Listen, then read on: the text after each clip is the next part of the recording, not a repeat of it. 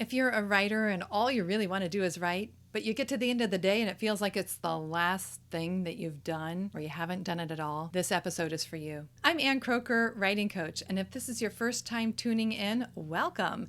If you're a regular, welcome back. I'm sharing my best tips and training, skills, and strategies to help writers improve their craft, pursue publishing, and achieve their writing goals. I was an English major with a creative writing emphasis, so clearly I imagine myself moving forward in life, writing. And I was able to build a writing career over the years. But as an English major, I wasn't prepared for the business aspects of writing. Invoices, receipts, taxes, that was foreign to me. Sharing my ideas through speaking and social media, I didn't want to do that either. I just wanted to write. But I had to understand and embrace 4 key roles if I wanted to have a flourishing writing life. I have come to identify these 4 areas and label them in 2 different ways. The first way I think of them is like this: decider, delegator, doer, and declarer. These align with 4 more business-sounding corporate titles, and those are CEO, COO, CWO, and CMO. The decider aligns with the CEO, the Chief Executive Officer. That's the top dog, the visionary, the decision maker. The delegator could be the COO, the Chief Operations Officer. That's the person who figures out how to run the business at a practical level. The doer could be the CWO, the Chief Writing Officer. Okay, this role, the CWO, doesn't really exist in a typical business setting. We're just inventing it and elevating it for the purpose of this discussion, because this is why the business exists. This is why we have to have all the other roles in place. The declarer is like the CMO, the Chief Marketing Officer. That's the person who ensures that the message gets out. At any given moment, a flourishing writer could be doing an activity under one of those roles in one of those areas.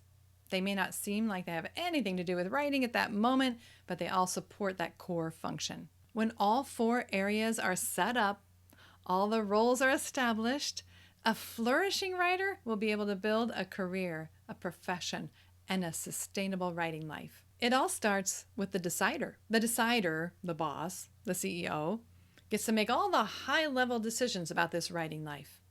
And that decider is you. You fill this role. You decide your author brand, your audience, your career path. You determine a trajectory that aligns with your goals and values. You get to decide if you want to pursue fiction or nonfiction, short form or long form. You get to decide if this is the quarter that you're going to start submitting to literary magazines or developing a book proposal. When those decisions are grappled with and made, then we need to bring in the rest of the team, starting with the COO, that Chief Operations Officer.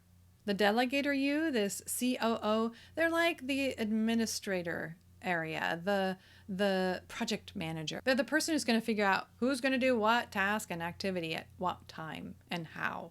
In other words, the delegator, the COO, they take the decisions of the decider, the CEO, and they put it into action. They make it happen. Let's say as CEO, you decide you really need to learn more about the industry. Well, the COO can go out and research courses, books, and programs, coaches, and see if one of those roles is what's needed to help you take the next step. So the COO pulls off that decision by exploring it and figuring out what needs to happen. If the decider, the CEO, decides that it's time to become more visible, then the COO gets to research what will that look like? How will we get out there?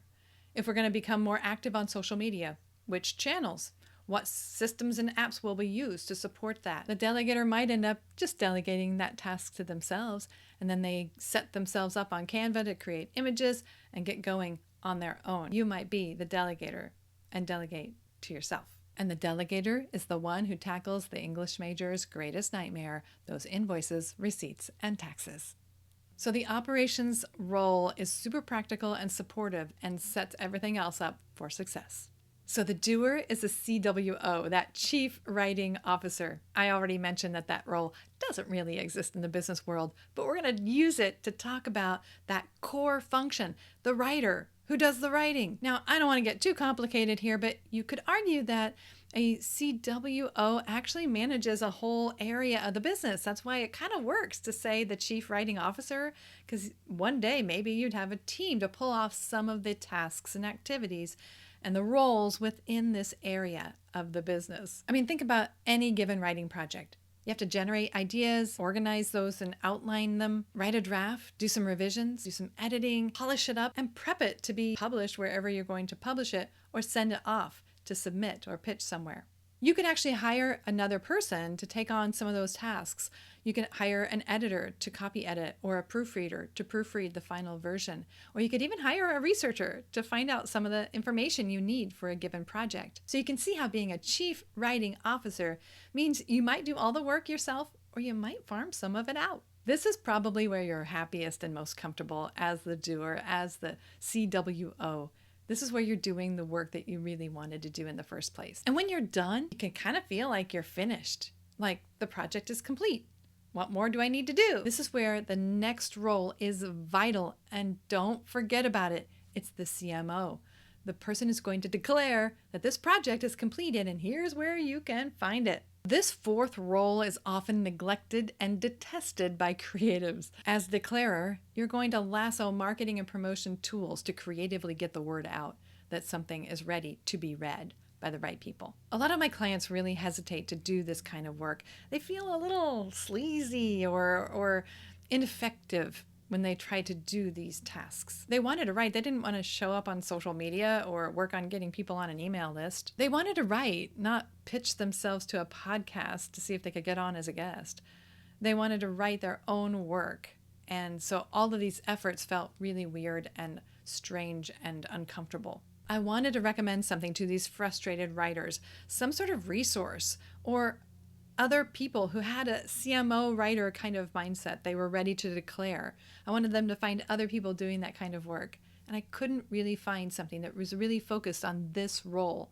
So I created it. I created a program called Your Platform Matters. It's a membership community. And we have a group of really warm and dedicated writers who are doing the work of getting the word out, but they're doing it in a meaningful way. I teach a deep platform method that avoids all unethical and sleazy approaches. We map out practical ways for people to connect with readers in meaningful ways. We bring talented trainers to teach on specific topics, and we meet twice a month on coaching calls with me so we can discuss how to get our words to the readers who need it most. These writers are now thinking like CMOs. They're reaching and serving readers to declare that their work is available. I hope this kind of reframes the role of declarer, this CMO, when you realize you're serving the project, you're serving the words, and ultimately, you're serving the reader. If you believe in your message or your story enough to write it down, why wouldn't you want to do everything you can to get it in front of the readers that you were thinking of when you wrote it? Years ago, a publisher nudged me to consider speaking as a way to share my message with people. And all I wanted to do was write a book. I did not want to stand in front of people and deliver a message. He said essentially the same thing. This message that you care about enough to get down on paper and pitch as a book, why wouldn't you want to share that spoken? And, he got me. I know, he's right. Like, why not? Why not get in front of people with this message that I cared about?